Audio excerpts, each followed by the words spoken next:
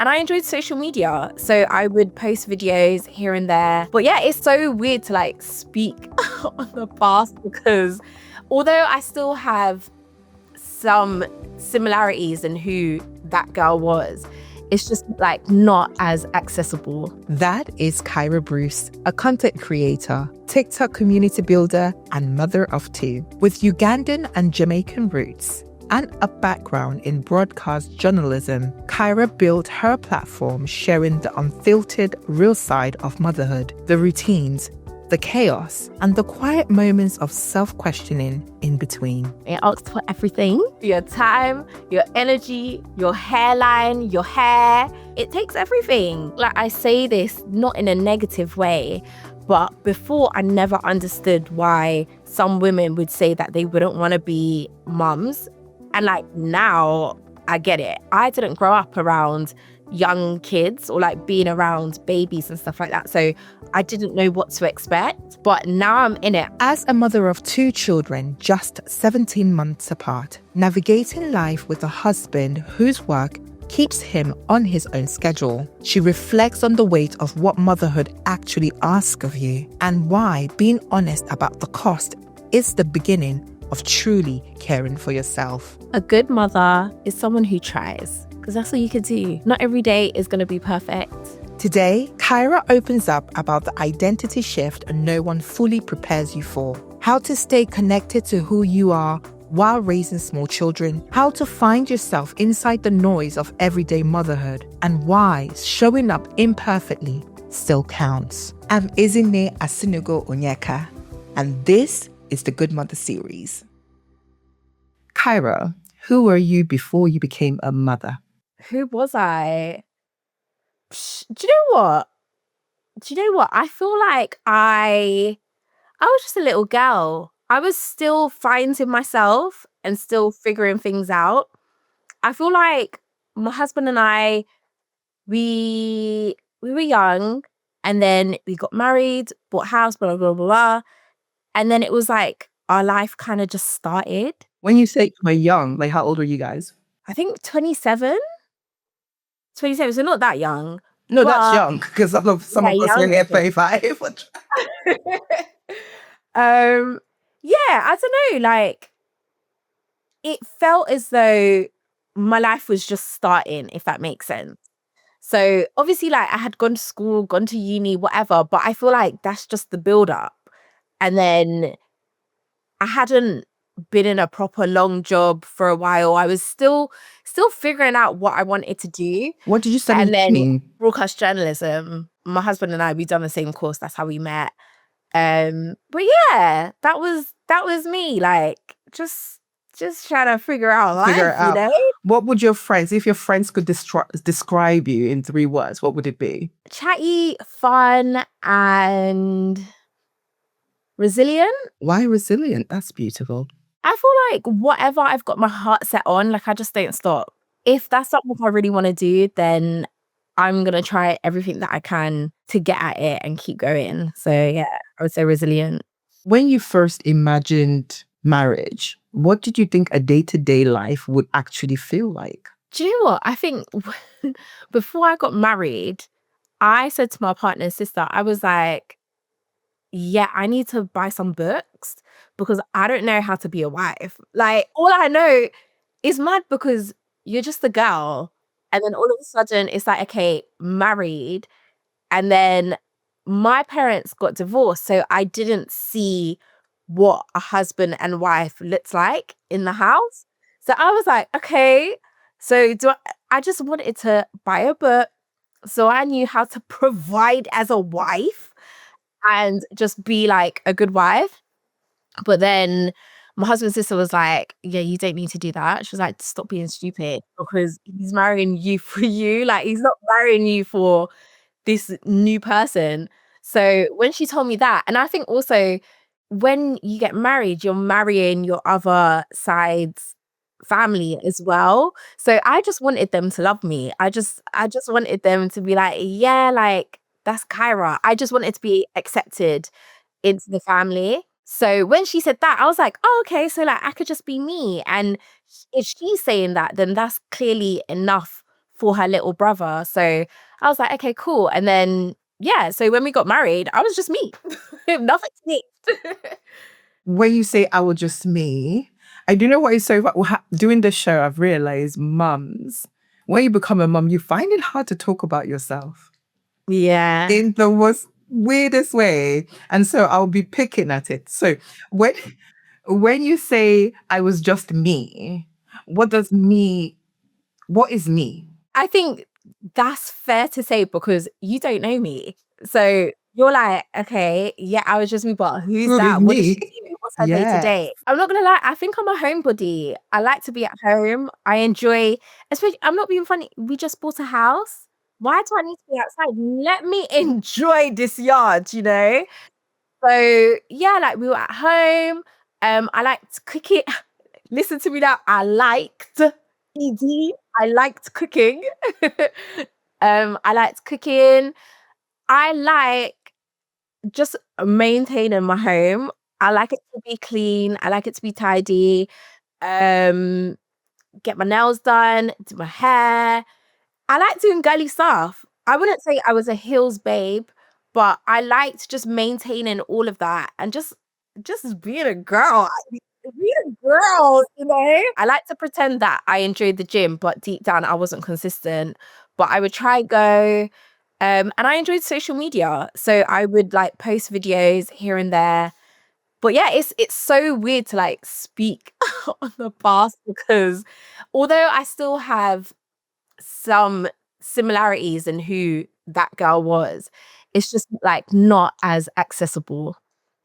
Or I'm a mother. And I think that's what's important about the show is because I do want mums to take a step back and just remember, there was a version of you that existed before the kids started screaming, "Mum, mum." There was that side. So looking back, what did motherhood actually ask of you that you didn't expect? It asks for everything. Yeah, everything. Everything. My Your eyebrows. time. Asks for your time, your energy, your hairline, your hair. It's like not to say it in a bad way, but it's taken it takes everything. It takes everything. Like I say this not in a negative way, but before I never understood why some women would say that they wouldn't want to be mums. And like now I get it. I didn't grow up around young kids or like being around babies and stuff like that. So I didn't know what to expect. But now I'm in it. I'm just like, sheesh. Like, I think if you're strong enough and you can decide and be like, okay, I don't want kids because it's not for me. I feel like not that it's a good thing, but okay, like you've clearly made the right decision. For yourself, 100%. Why would you become a mum and you can't pour into that child because they need so much? So now like I understand it and I'm like, okay, cool. I understand it. They were steps ahead. Like they knew what's what. I would have always been a mother, even experiencing it, but it does take a lot out of you. Were you one of those ones like me? I wanted to have 5 kids, Kyra, please. See the way my lip has bent. I say, eh? Did you want a big family or are you now like, okay, I'm good? When I was younger, I wanted 5. I was like, yeah. But I think it's also because I was a little sister. So I just wanted other siblings to just play with. So when you're playing around and you're like, yeah, when I have a family, I'm going to have 5. Absolutely not. I think I keep saying to my husband, I'm like, yeah, I think I'm happy with 2. I think potentially there could be a 3rd one, but even that, I'm shaking at Come the on, thought of Kyra, do it. it for the team. Do it for us because Zinni is Baby. definitely not doing it. I've tapped out at 2, please. Really? Oh, 100%. Because for me, first, the way I look at it is like the economy first is not even smiling. I feel like more than just having children is just having that time to pour into each individual. Because I think something that's quite different from like my parents' generation, they were literally having children to have children. Like almost like I always felt like we were being born as retirement plans. It genuinely felt like that. And so like for me, I saw, and I don't know if this happened in your home as well, but like the way we were raised, it was very much like you had to fit into a box. And this is the box of you and the family. And if you didn't fit into the box, the parents had no clue how to manage you. In fact, you were just like, what's wrong with this child? And for me, I've learned like my son and baby coming, they're two different personalities, two different dreams, two different mindset. I can't imagine myself now trying to organize 5 different dreams and hopes and aspirations. That's too much. I couldn't do it. Honestly, girl, like Robert, Robert and I were talking because we're trying to get our podcast back and running again, and we filmed a session last week. And on it, I basically said like, I hope this doesn't come across as offensive, but I was like, if we had 5 kids, one of those kids would just be dumb because we would not be able to pour. As like we're already struggling with the 2. We want our son to do swimming. We also want our daughter to do swimming. I'm sorry, we can't find the time in the week for both of them to go swimming. And with that being said, Robert doesn't work a normal job. So he actually finishes earlier than what another working husband or woman, wife or whatever would be doing. So we've even got like it's almost a privilege, his working hours, but yet we still can't even find time to figure out for both of them to go swimming.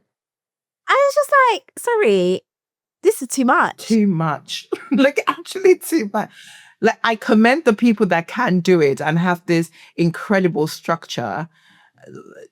Teach me. That's all I've got to say. Teach me so I can use it on my 2 and survive. Yeah, those that are doing 5, we applaud you like so much because it's insane to even think about. Okay, so I want you to take me back to the moment that you found out you were pregnant. Which time? We'll start with the first because the first is normally the shocker. The first time you found out you were pregnant, where were you? What were you doing? How did it happen? We were in our old house and we were getting our kitchen done. So we had like builders in the house, blah, blah, blah. And I remember walking in there and opening my fridge and thinking, it stinks. I was like, it smelled like an egg had cracked in the fridge and it hadn't been cleaned, like raw egg. And I was just like, but it's clean. I wiped it down, I cleaned it, and I was just like, no, like it still smells. I was saying to the builders, I was like, are you drilling into the wall or something? Like, there's a scent that I'm smelling and it's not right. And then I remember there was this one time as well.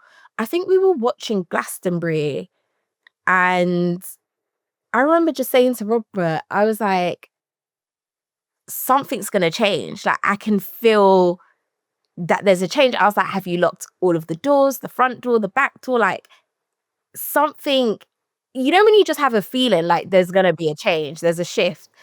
And I just felt that. But then with the whole kitchen thing, I was like, yeah, this isn't right. And then I don't know what encouraged us to get a pregnancy test, but we got a pregnancy test.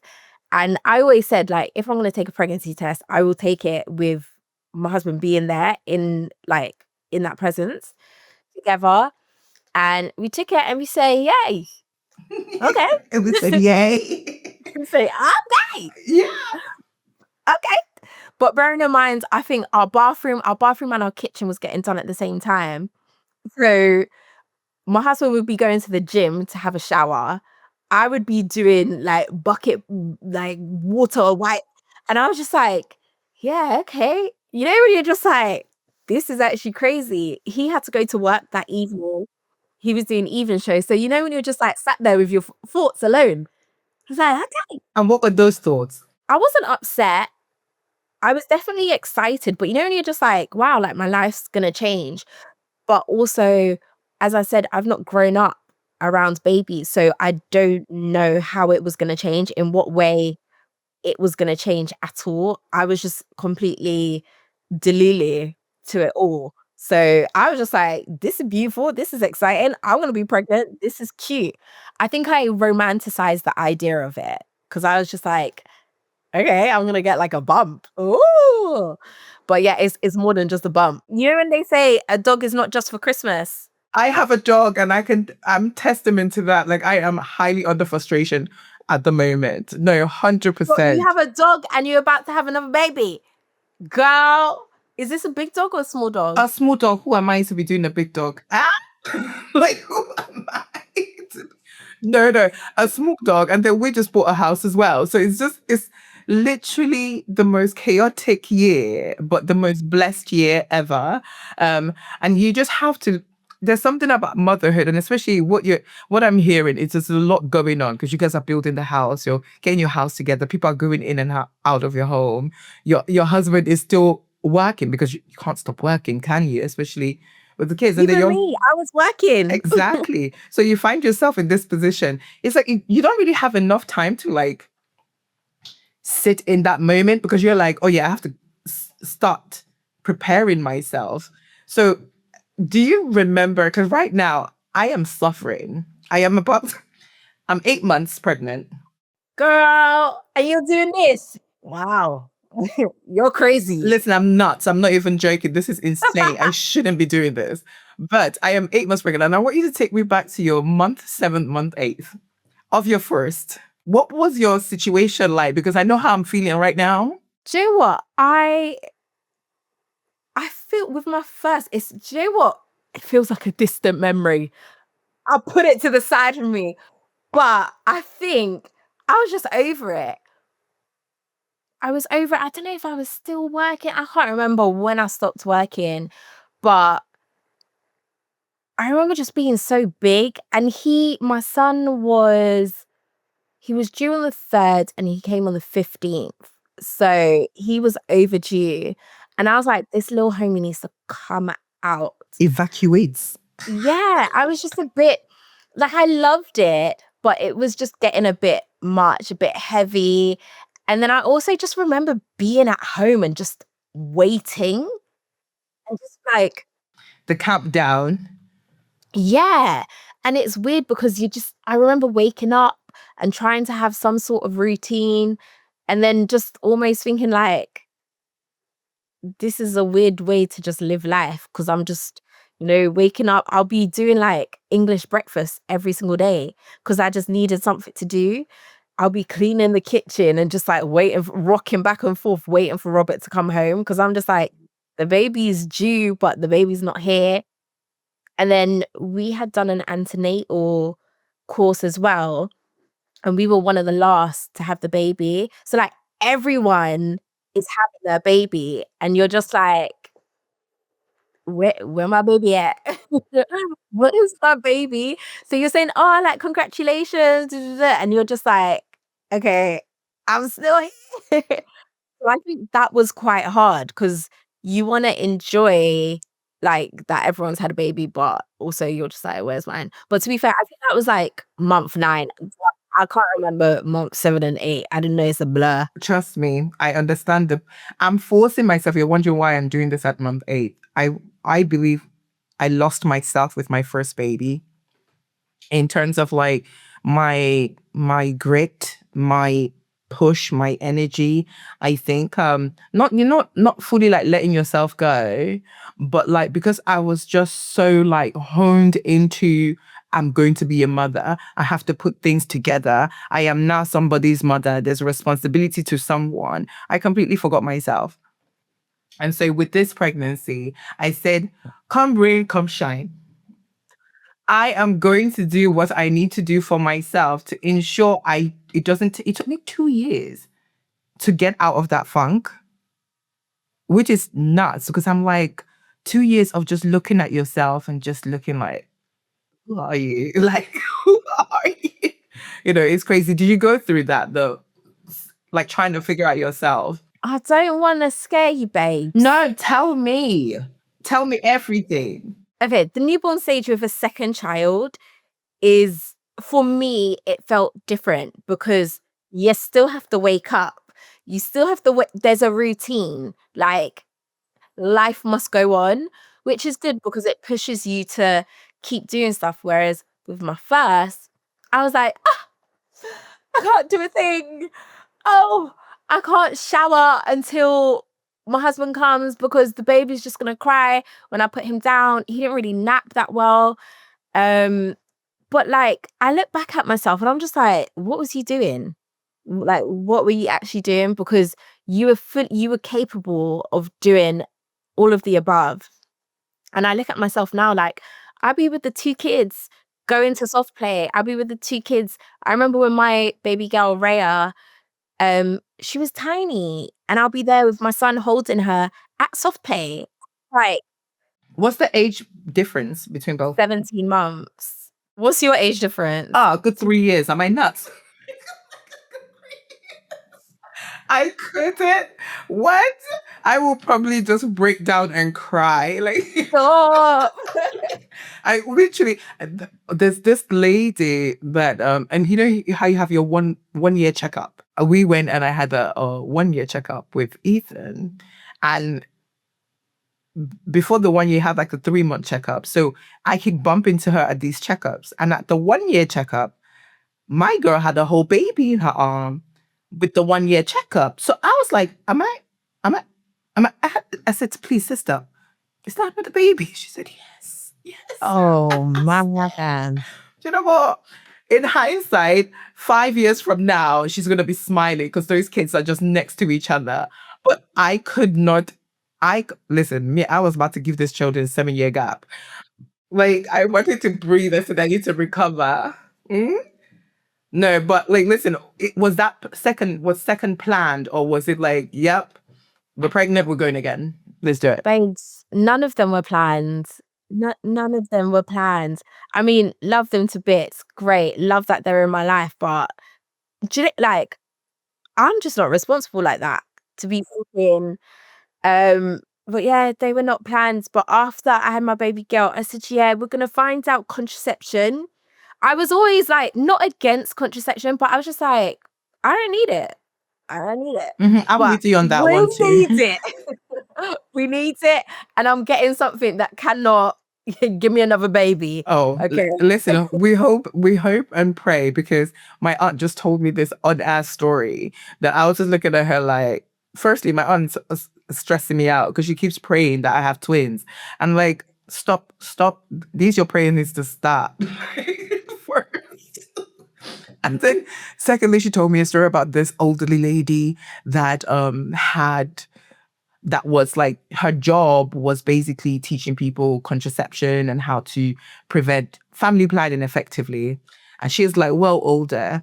And then she was like, yeah, she started feeling a bit unwell, went to the hospital. They told her to take a pregnancy test. She said there's no way she can be pregnant. So she was like, no, that she wanted malaria tablets and, let her resolve other things. So they gave her the malaria tablets. She went home. She thought everything was fine. And then a couple of months later, she noticed like her clothes were not fitting. So she went back to the hospital and then realized, and they told her, oh yeah, you're pregnant, but you're 6 months pregnant now. No. And not does she give birth. Listen, Kyra, you don't even know the end of the story. She gives birth to the baby holding the coil in his hand. What? Bro, I have never laughed so hard in my life. He said, you're trying to take me away. No. Oh, gosh. I said, listen, let that not be nobody's case, because what the heck? Yeah. So me, I told her, listen, I'm not playing games with these kids. Husband, you get a vasectomy. Ezinne, take out your womb. I am not playing these games with no one. Okay, please. Let's talk about what changed first for you. Because I noticed a lot changed with the first in terms of like intimacy and stuff with my partner. What changed for you first? Intimacy, time, or patience when it comes to looking at married life with children? Initially, it's intimacy because, well, you can't do the deed in the first 6 months, can you? Or that's what they say. That's what they say. Some people not listening. Some people not listening. But with my son, I tore. It wasn't like a massive tear, but I found it very uncomfortable. Like, I couldn't sit down. You know, when you go for like, I think it's like your first couple weeks you go for a checkup. And I was just like, I'm in pain. Like, I lay down there and they checked me and they were like, you're fine, you're fine. Like, I didn't, this is TMI, but I didn't even want to wash properly down there because it was so sore. So the thought of anything going there, that was not going to happen. What your tear, was it like a first degree, second degree? I think it was second degree. But then also, I had an induction. So, and then also, I just remember when I was giving birth, all of like the nurses and the midwife, like they were around me and they were like, push, push. But then with my second, baby girl just plopped out. So I know that my first didn't, like, it wasn't meant to go the way how, it wasn't meant to be like that. Nobody should be telling you push. But I think because it's my first, I don't know what to expect. And then Robert did say that Koa was going back in rather than, so I think that's why they were like push, push, push. Otherwise, I think it would have had to go to a C-section. I could be making this up. But anyways, that was a bit traumatic. But yeah, intimacy, because I was just sore and just the thought of anything, no thank you. And then I don't know, like everything just changed. Like even seeing my naked body in the mirror, I was not happy with that. I was just like I get it. I just gave birth. So I gave it a couple months, see if my belly would go down, blah, blah, blah. But I was just looking in the mirror and I was just like, yeah, she's not sexy. She's not cute because before I had a flat stomach. Before I had abs without even trying. Like everything was there. I could wear a crop top if I wanted to. It wouldn't be like, oh, like I need to time wearing a crop top. It was like I could just fling it on whenever I wanted. I had a belly bar. I loved my belly piercing, but I had to take it out when I was pregnant. And it's just like everything is saggy. I just, even now, like I'm still not appreciating my body. I don't love it. That's why I'm going to the gym. But yeah, so like intimacy, I would say that was the first thing. And then what were the other two things? Time and patience. Is this in relation to my husband No, or like just in like terms in of general? in general, in terms of your marriage, because I feel like when children come, there's a lot that shifts. Like I find like in my relationship, like I we don't have enough time for each other as much because my husband works like a corporate job and I'm more like a freelancer. But when he's back from his shift, I'm knackered because I've been doing creative and house. So at the time we're both together, it's like, yeah, good night, yeah, good night. No, I get that. 100%. touch base, yeah, you're good, a great day, fantastic, yeah, I'll see you tomorrow. No, Literally. I agree. Like I think that is the same with us. We always say, oh, because our kids go to nursery 2 days a week. And my daughter's only just started going to nursery since like January. So we're like, oh yeah, like we're gonna have time, we're gonna have time. But we don't. Like, if you could see our house right now, laundry everywhere. Like we've got a spare room upstairs. The laundry is just like piled up. We have bags and bags of clean laundry, which is great. It's clean. But you know when you're like sifting through? Yeah. And I'm just like, so I know in my head, I'm just like, okay, I need to organize this, put it away. We're trying to meal prep. I keep saying looks sexy for summer. So I need to count our calories. We need to You're still marinate. counting calories. You have Baby, energy. You have energy, babe. I am proud of you because what? Give me all the junk. I am no. Do you know what it is? I'm saying this from this week. It started yesterday. So ask me again next week, okay? Ask me again next week. But I'm trying to be serious. But I need to marinate food. Need to make sure dinner's done for everyone, and it's just like it's ongoing. So yes, the kids are at nursery 2 days a week, but there's still so much to be done. like, where are we meant to have the time to sit down or like sit down and watch a show, sit down and chat or sit down and discuss what is happening this week? My son's birthday is on the weekend. Do we even know what we're doing for him? No. We've not planned it. He had a party this weekend just gone, but it's like we've not even had the time to like properly sit down and figure out what's going on. So yeah, time is lacking. Hey, quick pause for a moment. If this conversation resonates with you or something you are living through rather than just listening to, you are not alone. We are bringing together a small community of women who are navigating similar shifts, sharing their stories, reflections, and lived experience without pressure to have it all figured out. It's not about advice or perfection.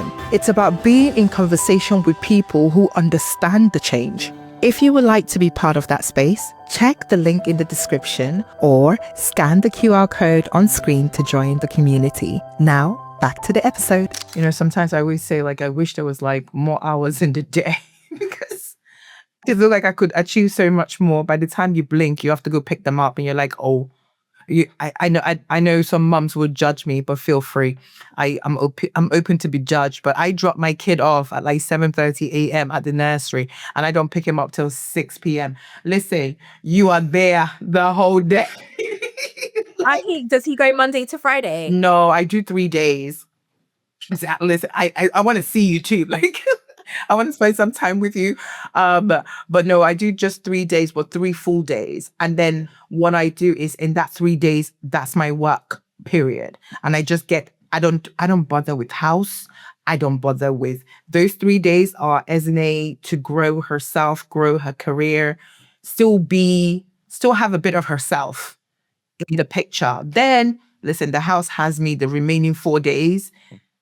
And I also try to bring my son along to a lot of stuff. Like we do the laundry together now. So it's a case of, yeah, take the thing out of the washing machine. And you will see him. And it's nice because, you know, you're teaching about life, but at the same time, you're getting that support as well. And you're spending the quality time together. So I'm just trying to figure out a way because you can't do everything in one day. For me anyway, like, you know how people are like, I'm going to do 3 hours here, 4 hours here. I will be knocked out. So I don't even have that time. So I just days, I say, you know, this is straight work. Let me get the work done. And then I I call don't it a know how day. you do it, man. I don't know how you do it because even me with those 2 days that the kids are at nursery, I've always said like those are my work days because essentially I create content. That is what I do. That's how I make my money. Um, but then also, I'm not being funny. They're not helping me with the laundry. As much as I've tried, like I tried because we've just moved, I wanted to reorganize our cupboards because we were just putting stuff on the counter because we've not had the time to like put stuff away. So I tried to sort it out. One child is screaming, the other child is trying to draw here and there. And I'm just like, the thought of trying to attack that laundry room with them, that's just like, you know, when you said patience, I don't have it. I don't have it because it will go in the bin. I will literally lose it. And I think I'm just very particular. I'm just the way how my brain works, if I can't get it done, it will really I keep seeing this word online and it's dysregulated. And I feel like that's me. That is me. Like if I've got a task in mind that I want to achieve and the kids are not allowing me to commit to it, dysregulated mother. And that's not the type of mum that I want to be. So more time when they are at home with me and not at nursery, we go out. Like we've got our week planned down to a T. Wednesdays are our days where we don't really have anything planned. So I give us one day. But otherwise, we've got something every single day. And I'm just like, that's how I can function because these kids need to get out of the house. Otherwise, I'm going to go crazy. Crazy. No, 100%. And that's the real thing. And how do you curb your crazy? Because every day is not perfect in motherhood. Like, so when it gets completely out of control, how do you bring yourself back? Sometimes I just go to another room and I'm just like, if they jump off the sofa, that is on them. I know. I be like that too. Honestly. No, but like on a reels, I will just go to another room and just breathe for a second. Sometimes I'd be looking out the window like, damn, this is crazy. But yeah, and then obviously Robert finishes around, I don't know, midday. So sometimes I'll be like, yeah, tap me out, tap me out. Yesterday, as soon as I came home, I said, yeah, I'm going to the gym. Other days I've been like, yeah, let me go for a walk because I need fresh air. But when you're on that walk, what was I doing? Booking doctor's appointment, booking this, looking at what raincoat they can get. It's just like there's no like balance. Yeah. There's really no that's the right word. Oh my God, you hit on the nail. There's no balance to motherhood. There is, you think you're about to get that break and you're excited to get that break, and then your mind goes, this is the only time I have to do this now. Like, I always tell myself in the evening, in the evening, in the evening. And then I'm just like, it doesn't happen. It doesn't happen. But it's crazy. It is really, really crazy. it's really refreshing talking it out loud, right? Like when you start realizing how much you're taking on mentally as a mother, it's just so overwhelming. But because we are mothering, we're just going with the wind. Like we actually don't process the day-to-day things that we take on, the mental. I think that's even harder for me than the physical, is all the things that are ticking in our brains that no one sees and no one can appreciate because they don't see it, because it's just happening. And somehow they've actually got a school. Somehow we've picked out the non-uniform day outfit. So like, it's so many random things that happen. Did you ever feel like becoming a mom happened faster than becoming the new version of yourself? I guess so, becoming a mom, because as soon as you birth that baby, or as soon as that baby's inside you, you're a mom. And it's like that new when you're pregnant, you're still you. You're still a mom, but you're still you. Your character hasn't changed. But then when you give birth to that baby and they are so dependent on you and you are responsible, they are your responsibility. And yeah, baby, you're going to change because you become a different person. Like, even with my son, like, Robert thinks I'm crazy, but I am so on like him learning and just becoming this little genius, and not in like an African parent, like, you're gonna learn. But I can see that he's clever. Like, we all go upstairs, bedtime, we always read a book, and he'll be like, Mommy, I'm gonna read this book tonight. And I'm like, okay. And then he's like, Mommy, I can't read. And I'm like, so let's learn how to read. Tomorrow we'll learn. So I'm trying to teach him. He knows his letters of the alphabet. He knows it. But I'm trying to teach him how to like blend words. And I know that that is a step up. And I know like primary school will teach him that. But if he's coming up to me saying, Mummy, I want to read, what can I do? I need to help my child. Yeah. And I don't think the education system, I feel like, anyway, the UK one limits, kind of puts all children in the same box and the same bracket in terms of learning ability. So I think it's fantastic that you're able to identify something that your son is doing earlier and do it, because, you know, we still have a job to parent. Exactly. But the issue is that his intention is like 2 seconds. So that's when I start going crazy too. And I'm like, yeah, this ain't gonna work out. I'm like, stop asking me that you want to learn how to read because maybe you're not listening. But I'm just like very like, I just feel, I don't know, I feel that guilt when I'm not pouring into them. And then also I think I just get very tired of doing the same thing every day. Like, we cannot wake up every day and play with the same toys. Like, there needs to be more structure. We need to be developing our minds a little bit more. There needs to be something, because also at the same time, it's not just you who's waking up and living life. It's me too. And I can't go psycho. I cannot go crazy. So Yeah, that too. I think it's just like, in my head, it just feels very messy. Like, how am I surviving? You are. You're doing it. You're doing a fantastic job at it. Would you say, was there a moment where you missed who you used to be? Do you know what it is? Like, on social media, I see girls like, I don't miss who I became. And I'm just like, I do. Hmm. I do, because Listen, I could go to the shop if there was no milk. I could just go, speak on it. and Speak it's on like, it. Oh my God, without calculating 5,000 things right? to do before you leave.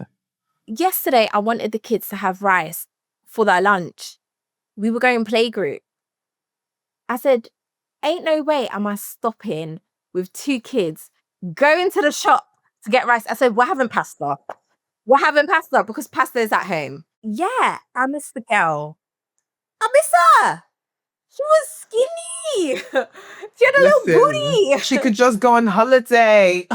Do you know what I mean? I listen, you Sorry, are what? preaching to the choir. Like when people, I always say, like people that just jump into like pregnancy and becoming moms, I'm just looking at them like,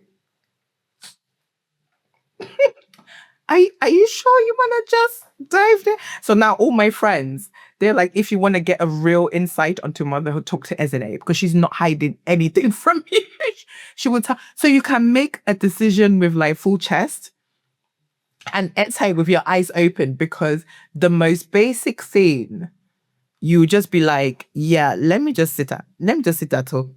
Let me relax. And it's not to be negative either, because I'm not that person. I don't want to pour negativity. I'm uplifting, like, woo, let's go, everyone, let's go. But it's a big shift. Like, we talk about holidays all the time. And I'm just like, one, do I want to go on holiday with my babies? Like, yes, it will be lovely. They will enjoy. It will be nice. It will be crazy, but it'll be nice. But then also, if we left them with the grandparents, am I not going to be in Jamaica thinking about my babies? The whole time. The whole I time. can't So you read. can't even get the holiday. You can't even get the mental rest. You're just like, I'm gonna be thinking, oh, what's my baby doing? I'm not gonna. I dropped my kids to nursery today, and as I was driving back, I was like, I miss them. I actually miss them. And I was thinking, nah, man, they've been gone for 20 minutes, and I'm already thinking I miss them. There's no break, and I'm thinking, let's not even talk about the cost yet because oh, I literally tried to book. We were hoping to travel to Nigeria over the Christmas holiday this year.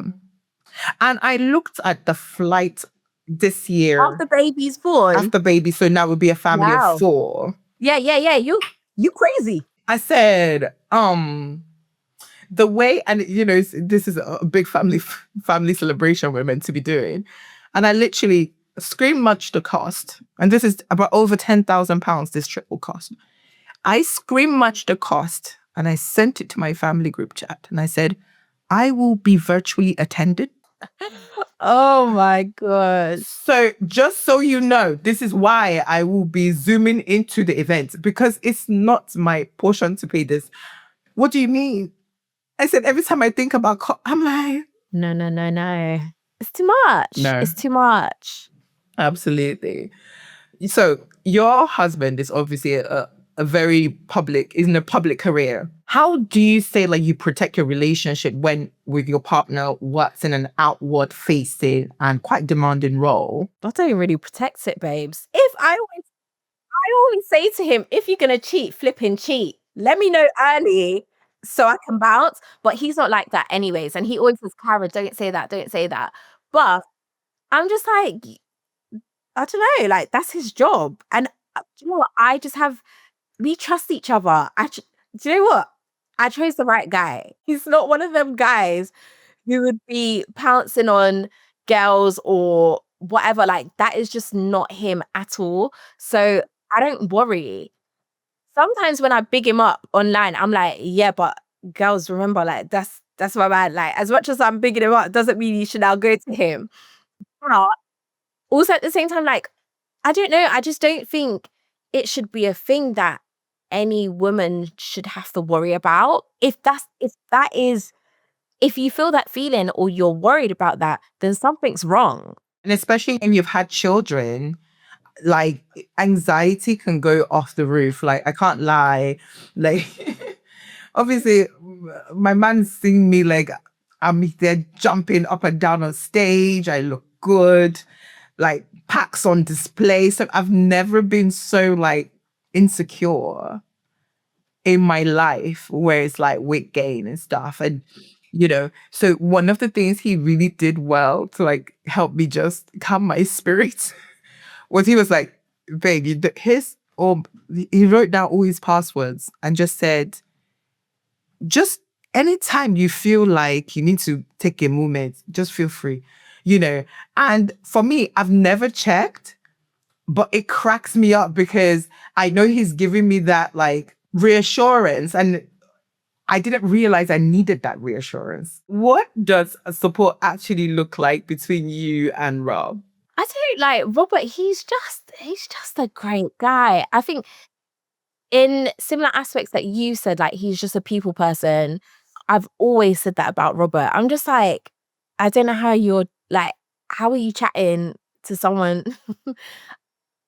How have you just gelled with this person so well in like 0.5 seconds? I don't know how, but he is that guy. And I guess like it portrays within the job that he does because, he can make people who listen like feel, like they're a part of his morning or whatever. But what does support look like? I want to say he's really helpful, but what I'm going to say, your people would probably be like, that's not helpful. But I like to cook our meals. Robert always says, "Oh, can I do it? Can I help?" And I'm like, "No, babes," because he will pour ketchup on food and be like, "Yeah, I've got a nice sauce." And I'm like, "No, I'm not eating that." So if I allowed Robert to, he would cook, but I do not allow him to because I know it might not be edible. But whenever I'm cooking, he will just take the kids and make sure that they do not enter the kitchen. I could just have my time. But also, I know people will be like, but that's not really time to yourself. But you have to find time for yourself in the little windows that you can. 100%. And I think cooking is actually a very therapeutic time alone to, do something creative at home that also not just feeds and nourishes your family, but gives you a moment to be alone. Yeah, exactly. I get to play my tunes or watch a show and I get to like make our dinner or make our lunch. And I enjoy that. Robert will do bath time routine for the kids. I don't do that. I don't do it. In the mornings, I do the mornings because he's not home. But in the evenings, he will do bath time.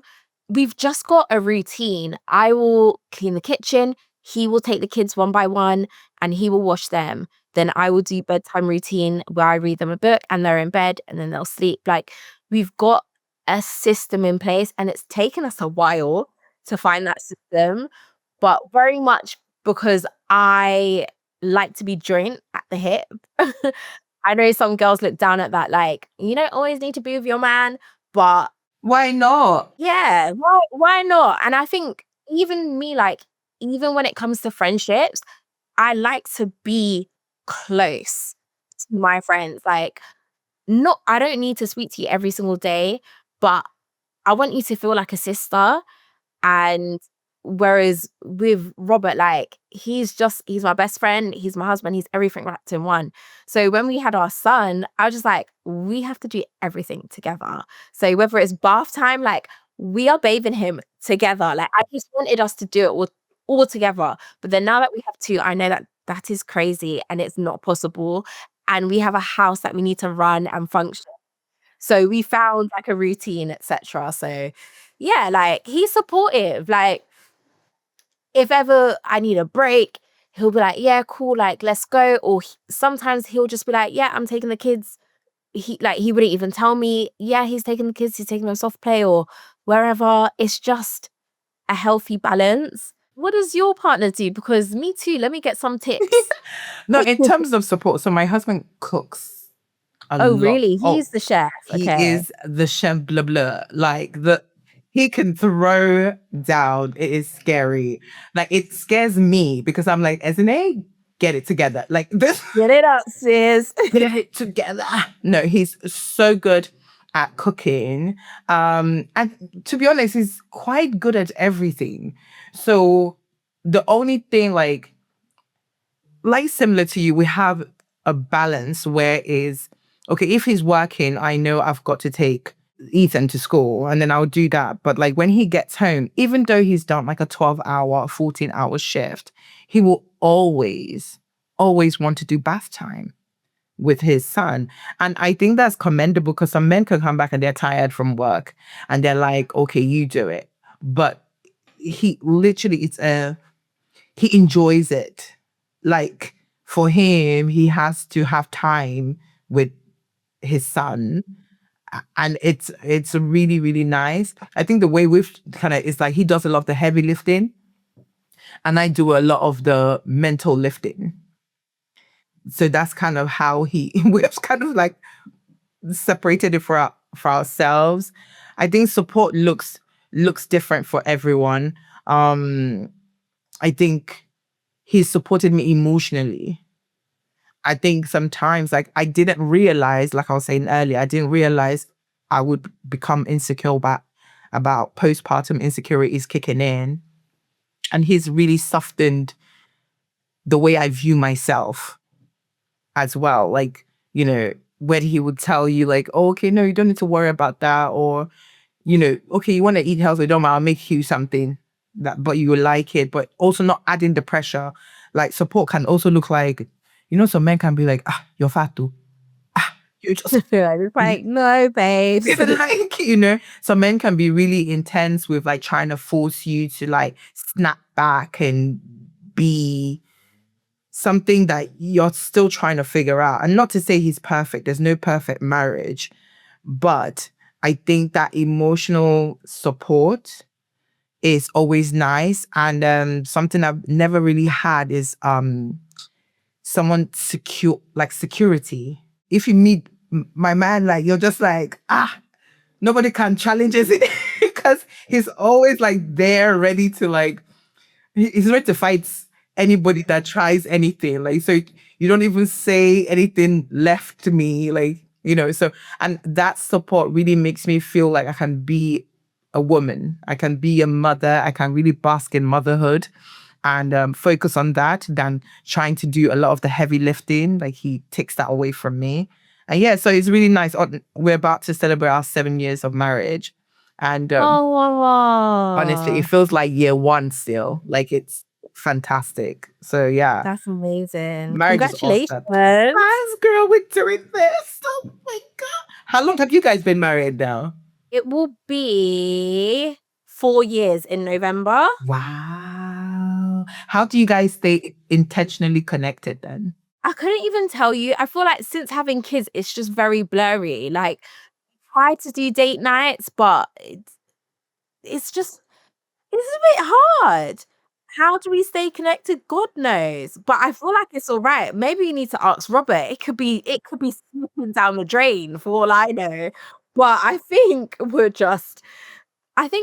just understand that it is crazy right now. Like yesterday I hugged him and I was like, as I was going to the gym, I was like, I wish you could come to the gym with me. And he was like, well, we were stupid enough to have 2 kids.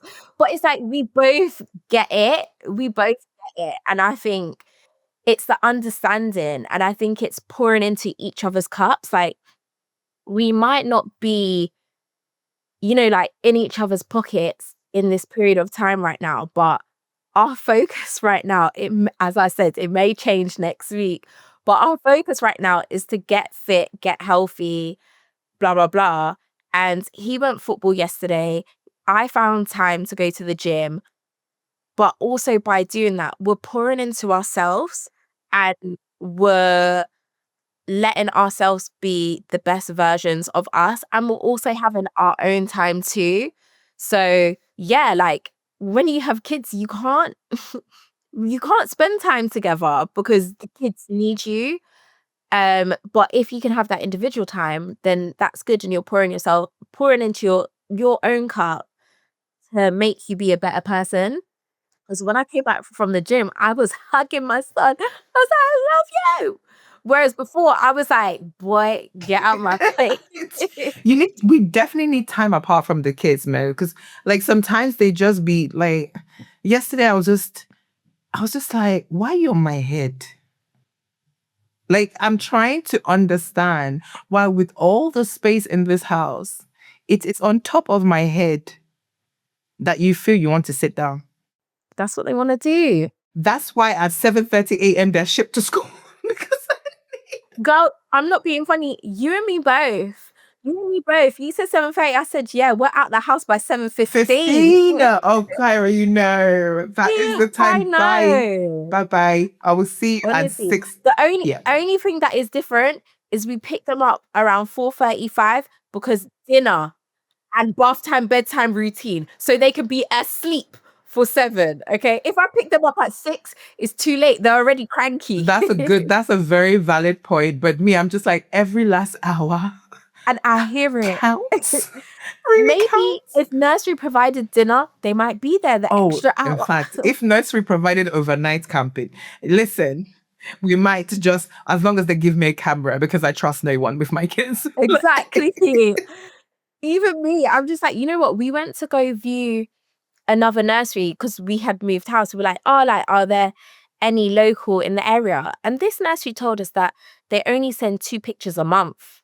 I said, I can't do that one. No, sorry. What do you mean 2 pictures a month? I need daily accountability. Are you okay? 2 pictures a month. I was like, no, it Is was a their great camera nursery. broken? Are they well? I don't know.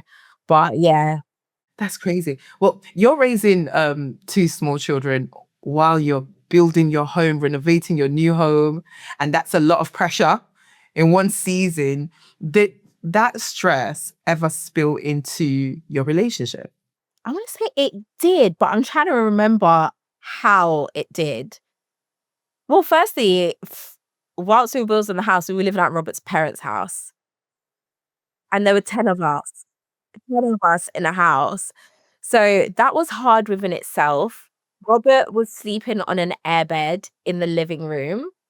I was sleeping with my son, and my daughter was in a cot next to us. So anytime she would wake up, I was there. So she would want me to get her. Bearing in mind, before we moved into my mother-in-law's house, I had stopped breastfeeding. She turned 1. I think I stopped breastfeeding at like 11 months. Yeah, we started breastfeeding again because it was the only way to settle her back to sleep, and it was the only way how I was gonna get any sleep. And then also at the same time, because I was in the room with the kids, there was no point me going to walk to the living room to say, "Oh, Robert, come help," because what's he really gonna do? What's he gonna do?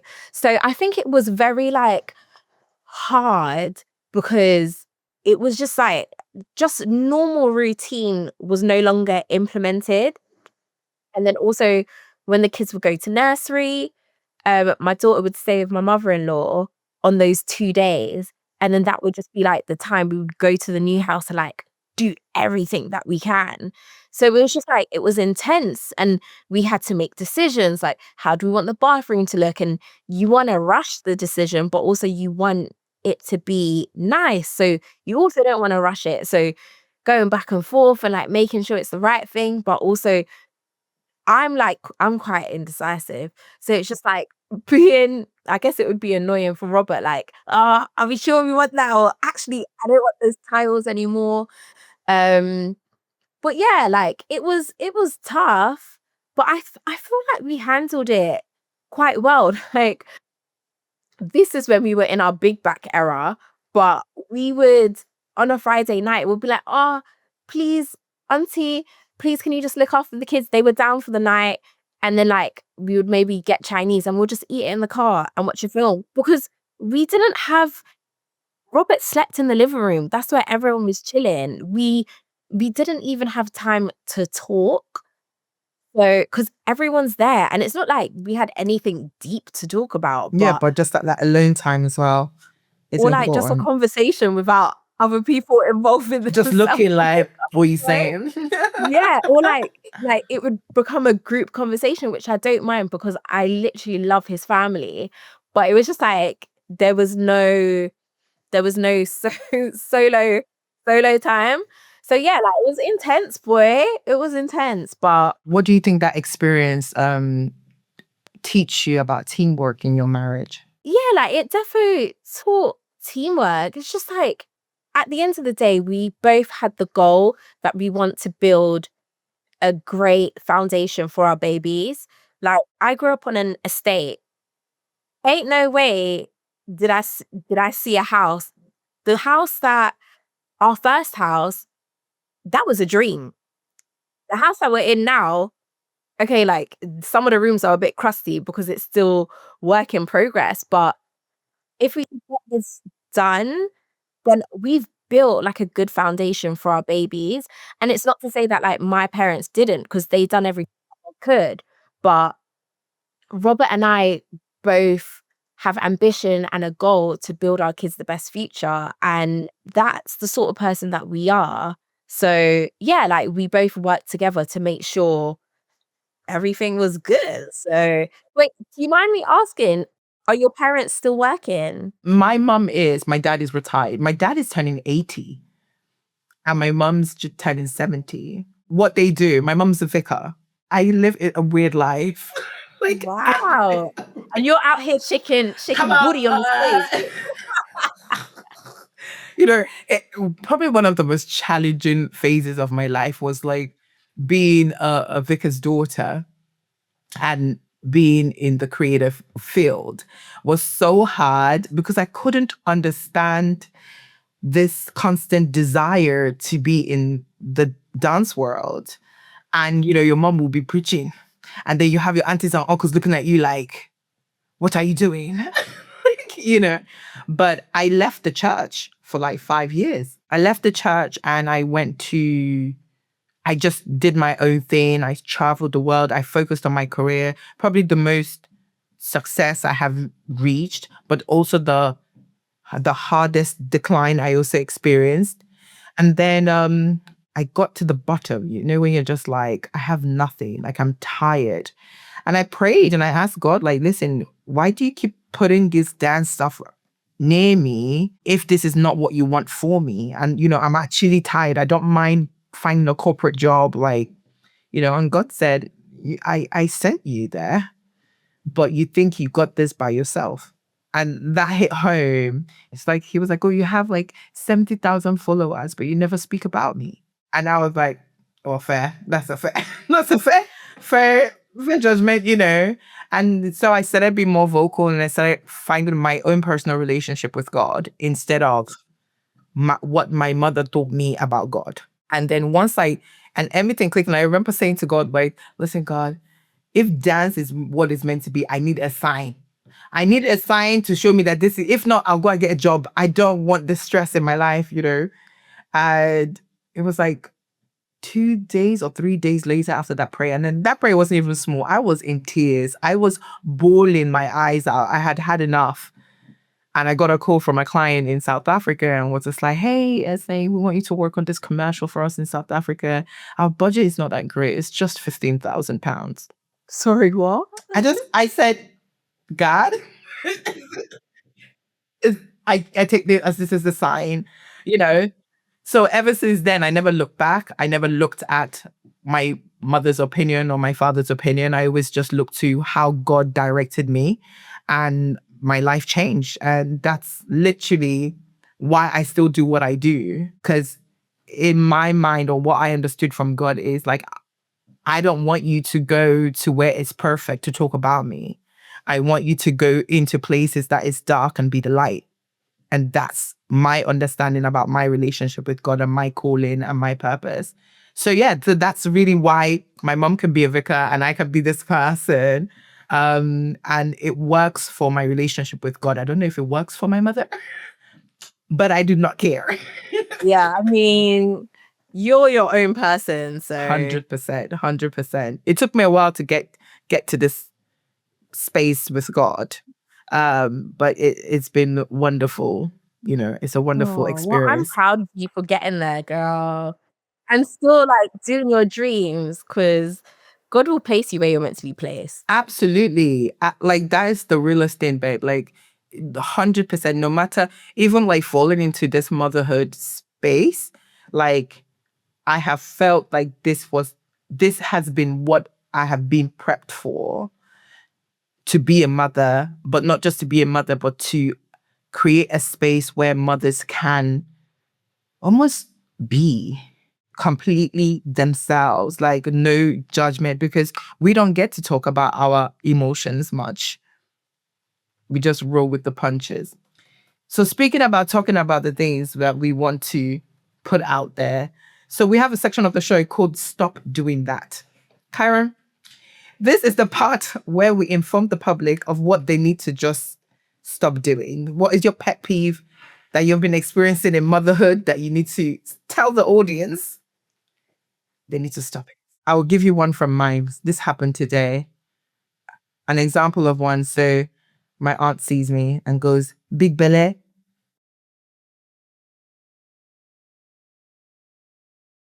State the obvious. Yeah, let's not do that. Let's not. Like, just stop doing that. So that's what, and that happened today. Like, this is a regular thing I'm experiencing. Like, yeah.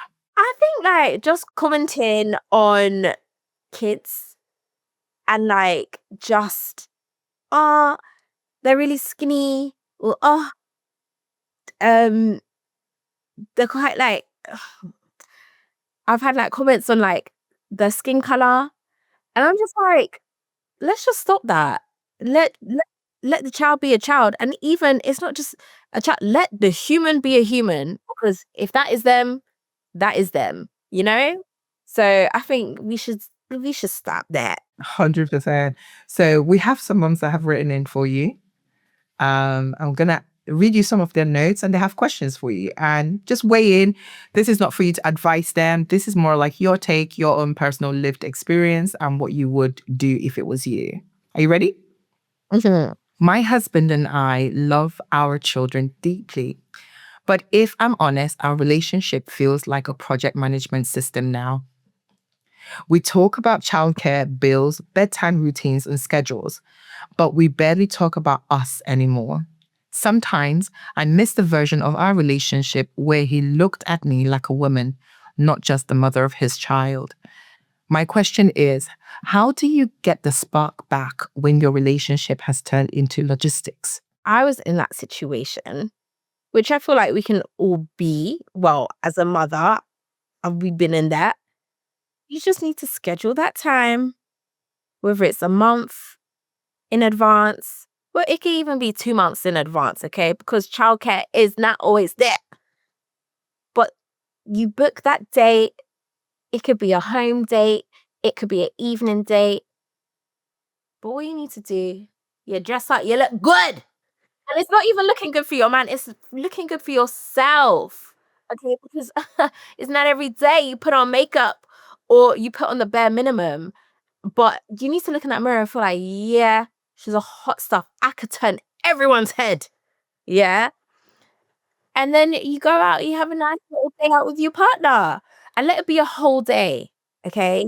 From morning to evening, you're doing up couple. You're doing up, oh, baby. Do all of that. Okay. Because you can't forget who you are. You can't forget who you guys were. So yeah, I feel like I need to take this advice too. But also at the same time, I'm just like, it's long. It's actually long because I'm not being funny. If the kids are away, let me just sleep. Let me just sleep. I don't want to be dressing up. Honestly, and even you know, this part that you said that in my head, I was just like, oh my God, I wish I could do that. Was like when you were like, oh, you know, out for the whole day, girl. What? The whole day? No, as in I like will you could do. sleep by 2 p.m. By the time Oh no, that's brilliant. No, but I understand what you mean. Like sometimes you have to make that effort. And I think the key thing that you've said is this is not something that has to occur every day. It literally could be once a month, once every 2 months, but at least make that effort to doll yourself up, feel good about yourself, and try because you the same way you're trying with your children, try with yourself. Yeah. Do you know what I've found really helpful? I know some people are just like so against it, like Valentine's Day, like, oh, why are you celebrating love? Like, duh, duh, duh. But like all of these events, Valentine's Day, Mother's Day, Father's Day, birthdays, even Easter, like make it I feel like it's helpful to make it a big deal because yes, fair enough, like you could get so wrapped up in life and blah blah. To be fair, Valentine's Day, we didn't really do anything. I went to my friend's baby's birthday party. Yeah, on Valentine's Day. Um, but I think like with birthdays, I make it a big deal. We'll go for dinner. Or my last birthday, we went to Rocker, the bottomless brunch. And it was like, I didn't dress up that much, but like I looked cute. Babies were dropped off. We had the evening, we just went back home, chilled, watched film, and it's like we had a time. And it's not like you've got dressed up for a random date. It's your birthday. So it's like enjoy it. Or even Easter, it's like make it a big deal. Get the family to come together. Obviously, that's not you and your husband, but I think having particular days to like celebrate and enjoy, I feel like it's important because otherwise every day becomes the same and you're gonna start hating each other because there's nothing to look forward to. I agree. And that's a great I'm gonna take that one too because left for me, I'll just be at home sleeping. Oh, okay. Honestly, that's my vibe now. Go to bed. Okay, so another one says, when we first got together, we both were ambitious and excited for our futures. But after children, naturally, my life slowed down while my husband's career took off. Now people know him everywhere we go, and I'm being introduced as his wife. I'm proud of him, but some days I feel like I disappeared while helping him grow. My question is, how do I support my husband without losing myself? Well, you need to find a hobby. That's it. Like that, like I hear it. I hear it. Cause even me, like, I'm just like, I think I need a full-time job because not that I'm losing myself, but like I need something else to stimulate me because all I'm doing is cooking, cleaning, thinking about all the stuff the kids need. Da, da, da, da. I need something else, but there just has to be something else to get you out of the house or give you a reason. And as I keep saying, I'm trying to commit to the gym. So you need to find something. I love And the fact you keep telling yourself, I need to keep to this gym. and honestly, I keep saying it out loud because if I need to tell somebody, otherwise it's not gonna It's not happen. gonna happen. But My God. yeah, we just have to find a hobby. Do you know what's so dumb? Sounds so silly, but I bought my son like two puzzles, and I think he's just not at the age to like put them together. He's just been chucking them in the air, and I dropped them to nursery, and I came back home and I'd done the puzzle because I needed to do it. I like in my head, I was just like, I need to do this because he's not doing it right. And I needed something to do. And I looked at myself after I completed it and I was like, I could have been cooking, cleaning, doing all of these above, but I'm here doing a puzzle. And you know what? I was proud of myself. Well, I think it just goes to show we need something. We need something. Honestly, I even on that, like I got frustrated with my son because we were painting together and he kept painting out of the lines, and that was jarring me. Like I was like, no, no, no. And then the worst part is you have your section to paint, Ethan, and I have my section to paint. For some reason, once I start putting mine perfectly, you say I am going to come and cross over you. They don't like it. They don't like it. Honestly. Okay, so another one says, my husband is a good father, but I'm starting to resent how different our lives still are. He can leave the house for work, have adult conversations, go to the gym, meet friends after work. Meanwhile, I'm managing naps, meals, tantrums, and constant mental planning. He says we're both tired, but my tired feels constant. My question is, how do I talk about resentment without destroying our relationship? Well, firstly, she needs to explain or discuss this, have a chat with your partner about it, because you can't just be holding that all. And I'm not gonna lie, I felt the same way. I'd be looking at Robert and be like, you get to leave the house, sit on a train, and read your book on the train. I can't even read a book. I ain't got the time to read a book. But I've spoken to him about it, and I'm just like, I wish I could have a little bit of me back, like just a little bit of something. And why is your man going for drinks after work? What's he doing? Why is he doing that? He's got a child. And I think with things like that, it just needs to go in the diary. We have a drink calendar. So I know if Robert's got interviews after work, I know what his schedule's like. And if it's not in the calendar, then I'm just like, did you put it in the calendar? Did you? And yeah, I just think having a joint calendar, you can see what's what, and then that way you can schedule your life around it. So you could be like, oh, okay, I could go get my nails done here or whatever, because that way you're finding time to have little pieces for you and you could both share the load. Yeah, no, 100%. I had a resentment. I still have it now. This happened to be pregnancy one and it's happening again in pregnancy two. And I've shared this resentment with my husband because it's funny as hell. I resent how quickly he can get off the bed when I'm pregnant. That's not his fault, dude. No. I know it's not his fault, but I resent him for it because it takes me 5 business working days to roll my big ass self off that bed. Especially now that I'm like this, literally, it was like this morning had me rolling because it just took me back to Ethan exactly at this phase when he woke up, but he just swung out of bed and there was me. Trying. So, resentment is natural, like in this phase of life, But what I love about what you said is about communication, it's about talking, it's about sharing those emotions and not carrying all of that in because, yes, the resentment is real, but there's not much that can be done because you're the one that's carrying the baby. Sometimes you're the one that is the primary caregiver if he's the one working. And you can also swap around. Your partner can be the one at home and you're the one working. So I prefer the latter person. So one of you. Oh gosh. Okay, so your next one says, my partner and I started sharing our life online because it felt natural and fun. But now our children are a big part of what people watch.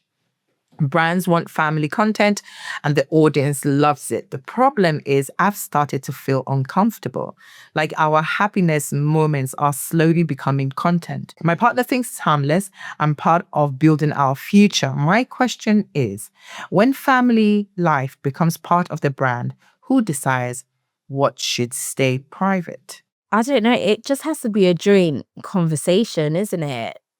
But it's awkward if the man or the woman wants more because then where's the balance? But all I know is when we were pregnant with our first child, we had that discussion and we were like, do we want to show our kid online?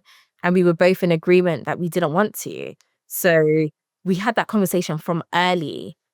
And sometimes we're like, oh, like, should we? And, when we think about it and we think about all of, I don't know, the pros and the cons, we're just like, nah, right now it's not worth it. When they're at an age where they want to be posting their own stuff, then maybe that could be incorporated. But yeah, for us at the moment, no. But for this couple over there, I don't know how I can advise because that's a hard one. It's not even for you to advise. And I love what you've spoken about, which is that you and your partner spoke about this ahead of having children and when children come. And I think that's important for people to do and have these conversations because beforehand before it becomes awkward. For us, we have a one rule in the house. If one person is uncomfortable, everybody's uncomfortable. Okay, that's a good one. That's our rule. So if I say, yeah, I'm not sure, then it's a no. Until we are both in agreement, then we can both kind of go forward. That's kind of how our family does it. That's a good way to look at it. It helps. Like, you're not going to be in agreement with everything. What you do want to be is in synergy with each other at all times. And that's, what allows. And you even be shocked that, like, maybe a couple of years down the line, the person that was saying no, it's more like, okay, cool, it's actually not a bad idea. And you have the discussion again and then see where you both stand again. If in the same way, if it's a no, like, I'll use a clear example. My husband is a tidy king. He likes everything spotless. Yeah. Like, now, this doesn't really thrive well with children. Yeah. It doesn't really work well with kids. So he will look through the camera and see the living room literally upside down because Ethan has done what Ethan does best, which is unravel the living room. Like, everything is out. But that's what they do. That's what they do at That is that age. literally what they do. And I remember speaking to my husband speaking to me and saying, you have to get him to be more organized.